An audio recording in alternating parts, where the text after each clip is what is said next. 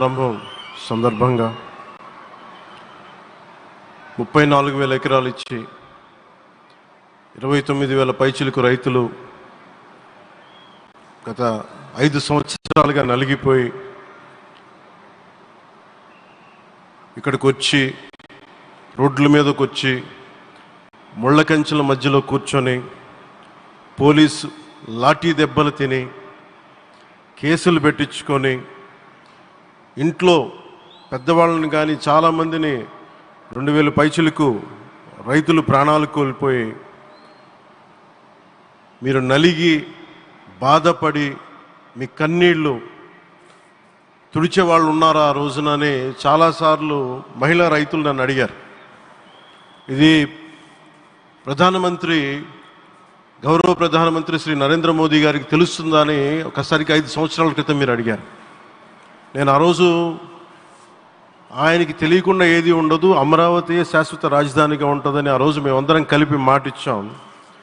ఆ ఇచ్చిన మాట ప్రకారం ఈ రోజున గౌరవ ప్రధానమంత్రి గారి చేతుల మీదుగా మళ్ళీ ఇంకొకసారి పునఃప్రారంభం జరగబోతుంది.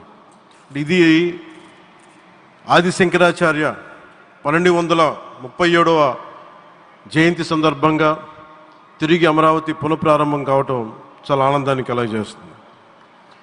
మనందరం 5 కోట్ల మంది ప్రజలకి సంబంధించి ఇది ఒక హబ్, ఇది సెంటర్, నర్వ్ సెంటర్. ఇది అంటే మనందరికీ సంబంధించిన ఇల్లు. ఇది మనందరం ఎవరిని అడుగుతున్నామంటే ఒక ప్రధానమంత్రి గారు పూర్వం సన్యాసాశ్రమంలో ఉన్నప్పుడు ఆయనకి అనికేత్ అనే పేరు పెట్టారు. అనికేత్ అంటే అర్థం పరమశివుడు, ఇల్లు లేనివాడని.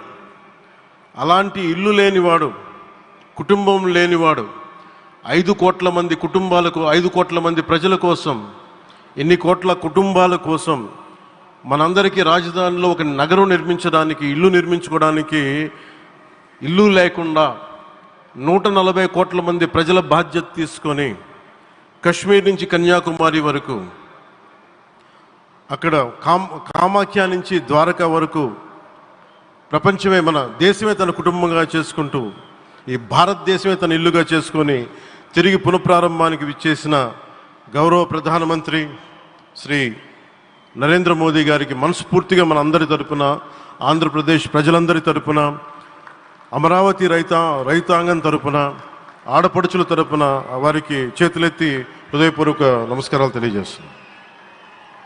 దివిసీమ తుఫాన్ వచ్చి అందరి ఆశలను తుడిచిపెట్టేసినట్టు